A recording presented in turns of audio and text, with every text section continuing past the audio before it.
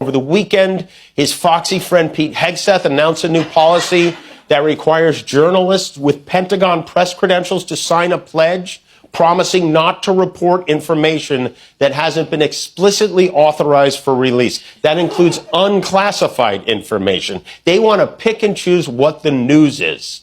I know that's not as interesting as muzzling a comedian, but it's so important to have a free press, and it is nuts that we aren't paying more attention to it. We're in a deeply concerning time for press freedom where the Pentagon wants to pre-approve everything the media puts out about the US military. If you've heard anything about the US military, you'd know that we do a lot of illegal stuff. Therefore, with the Pentagon trying to shut down free press, that's a really concerning step for reporting and journalism in general.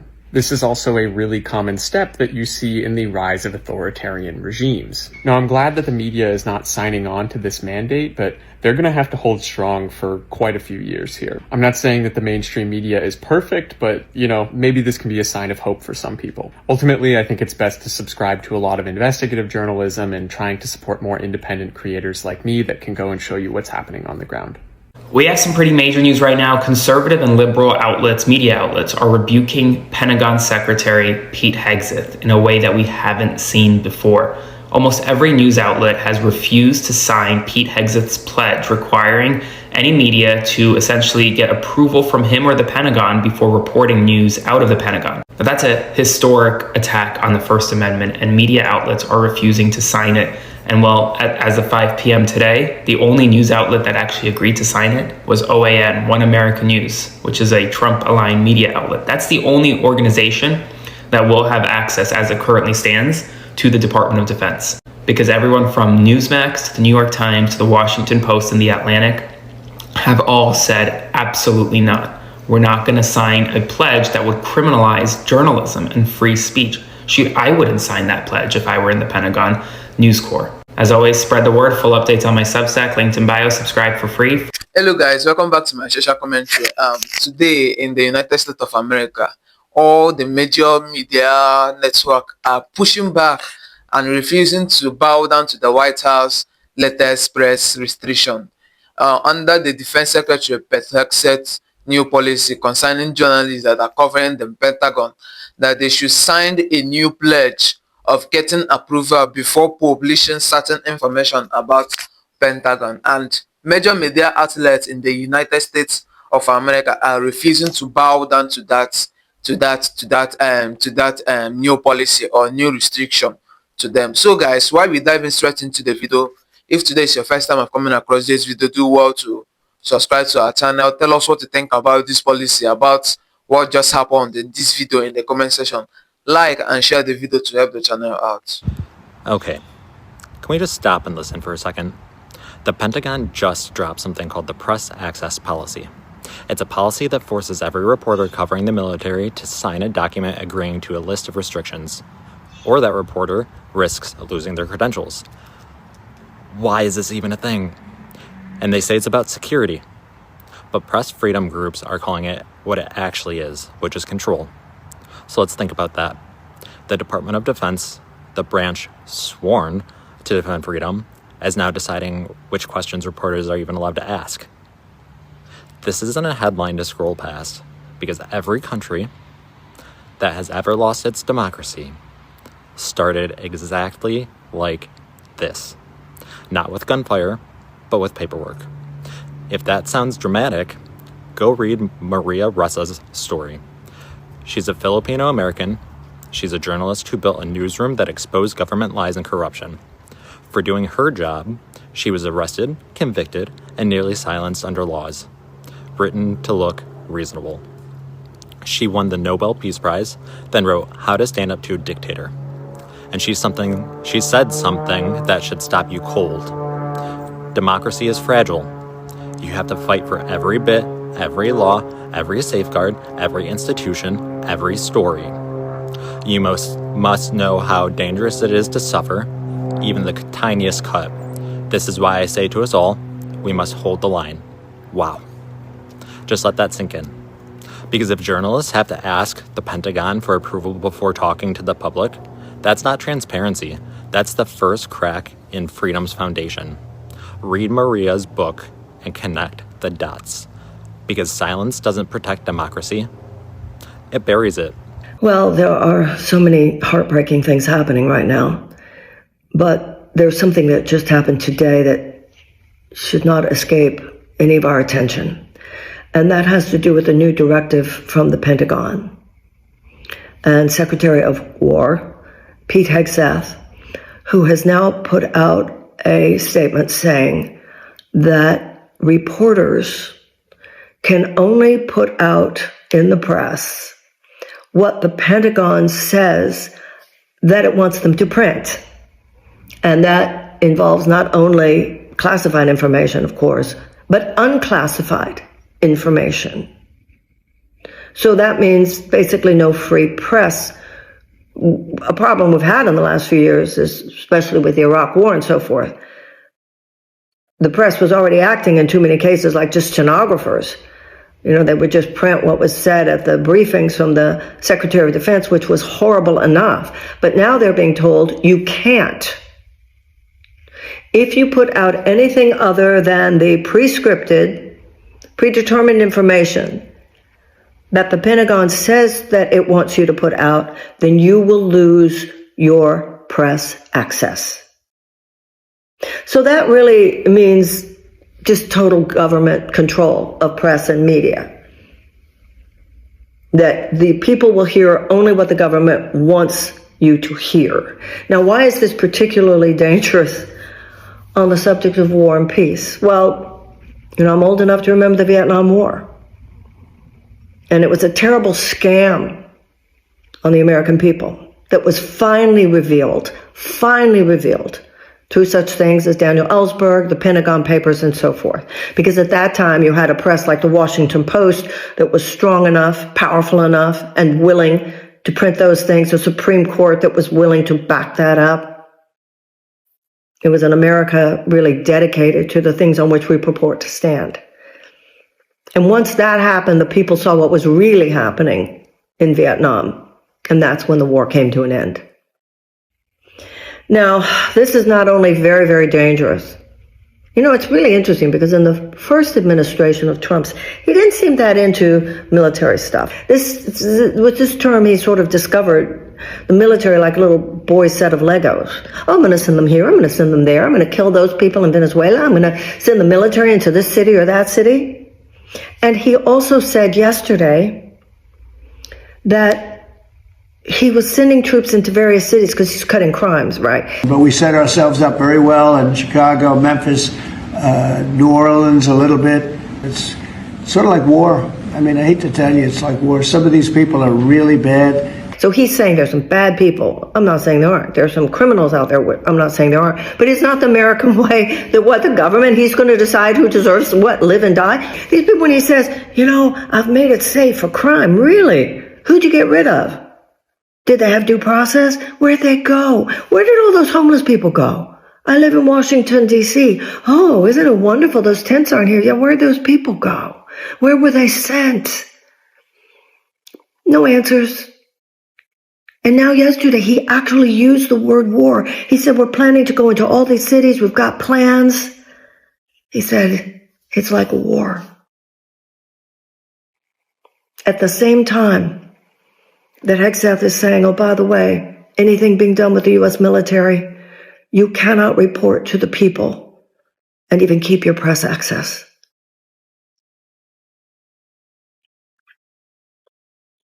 Dictators do these kinds of things. No rules-based order, no freedom of the press. Just a small group of people doing whatever they want to do. Join with me. One huge hell no. We'll take it from here. I want to make it abundantly clear that in no time in history was the press ever on the wrong side of history, unless, of course, there were propagandists within media, and that is also something that has happened. However, right now, multiple news outlets have refused to sign Pete Hegseth and the Pentagon's basically press promises that they laid out. Here's a little bit more detail.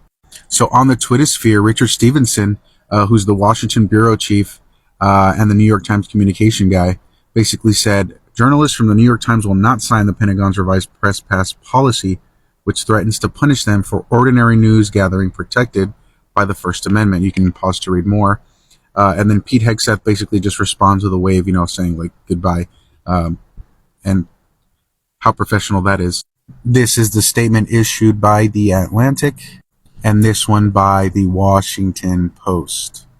It is a sign of the times when news and press is gathering together to say no to our own government. And I think that is indicative of the Trump 2.0 term. We will see what happens next. You can follow for more news updates, but you don't have to. Fox News just sided with CNN and the New York Times against Pete Hegseth. You heard that, right? I mean, I'm serious. The Pentagon tried to force reporters to sign a pledge saying they won't use unauthorized information and that reporting it causes harm or lose their credentials. And across the board, Fox, ABC, CBS, NBS, CNN, AP, Reuters, almost everyone said no. Only OAN said yes.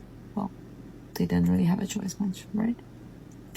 Reporters already follow security rules. This pledge adds vague language that chills investigations and compels journalists to echo the government view of harm.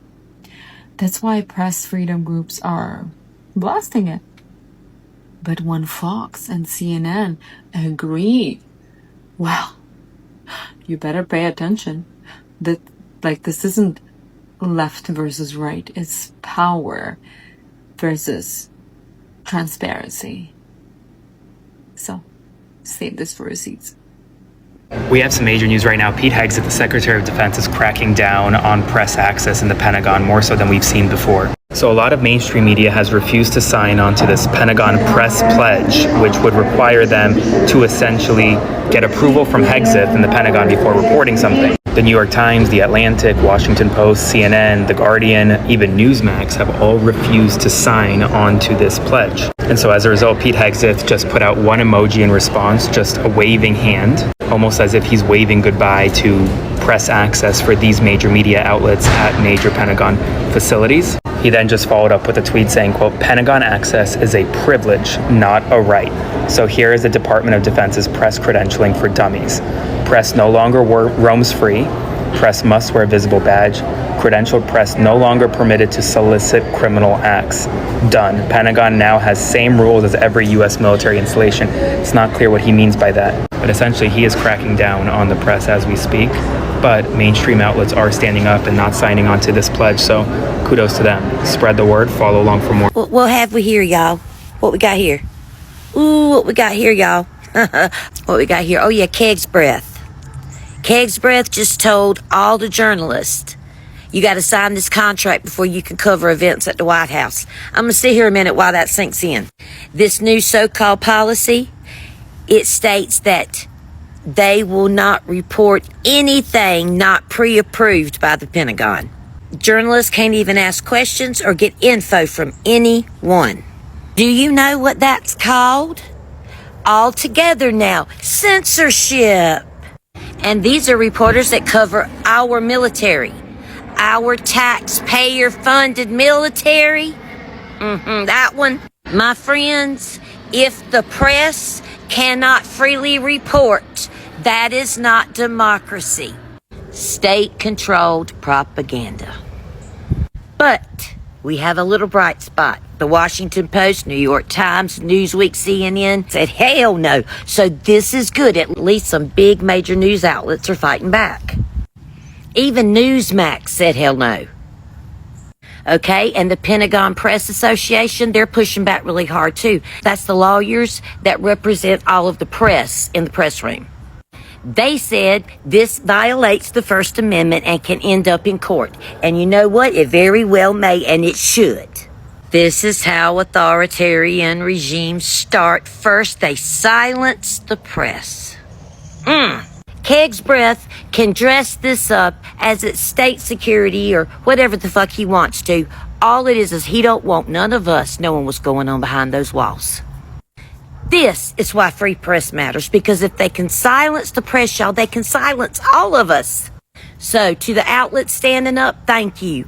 And we're going to stand up with you for our free speech, right? And to those who haven't, we're going to boycott the fuck out of you.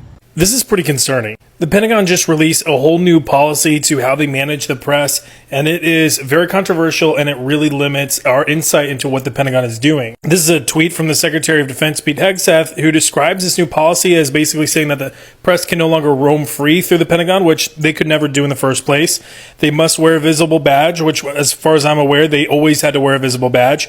And credentialed press are no longer permitted to solicit criminal acts, which all of these sound pretty common sense and sensible. However, again, none of these are necessarily new, so what's the big deal? Well, a key part of this new policy stipulates that the Pentagon has to be allowed to approve or deny what the press is able to publish whenever they report on the Pentagon. And if any members of the press do not sign this policy, just basically recognizing receipt of the new policy, then they will lose their access to report on the Pentagon. The Pentagon Press Association, which largely credentials a lot of the press that enter into the Pentagon and report to the Pentagon, they are not fans of this at all. And neither is the press. In fact, as far as I'm aware, the only outlet that has actually signed this memo is OAN. And this is not a partisan issue. Here you see the Atlantic, Washington Post, CNN, and New York Times are all refusing to sign this pledge. This covers both the left and the right. In fact, CNN and every other outlet that I just mentioned have criticized this new policy as stifling free press. In fact, CBS News said that this is a message of intimidation. And look, we've got a potential war in Venezuela that could pop off at any moment. We've got other conflicts going on in the rest of the world that we have U.S. soldiers involved in. We've got U.S. troops being deployed around the country on a domestic mission. The people need to know what the Pentagon is doing and that it is being held accountable. That is a key part of our democracy, is that the press can do their job. So banning the press from doing their job and basically funneling their reporting through what is approved and what is not approved, that is antithetical to free press. And again, you'll see tweets like this from officials that, again, make this kind of seem like it's common sense or a very reasonable request, but that doesn't tell the entire truth. So this needs to be getting more, there's so many stories here that need to be getting more coverage, but this is definitely one that needs to be at the top of the list. Yo guys, thank you for watching the video. So almost every big name in the news network in the United States of America has refused to sign this pledge. The New York Times, the ABC News, the Fox News, Washington Post, CNN, almost all of them have refused to sign this pledge, saying that it threatens press freedom and goes against the First Amendment protection. Why on the other hand, the Pentagon has tried to defend this proposal, saying that it is better to protect national security. Why it's an attempt to silence what comes to air and control the narratives of what people knows about the country. So guys, we really appreciate you for watching this video, and like I said before, if today is your first time of coming across this video, do well to subscribe to our channel. Tell us what you think about this particular video in the comment section. Like and share the video to help the channel out. You're welcome.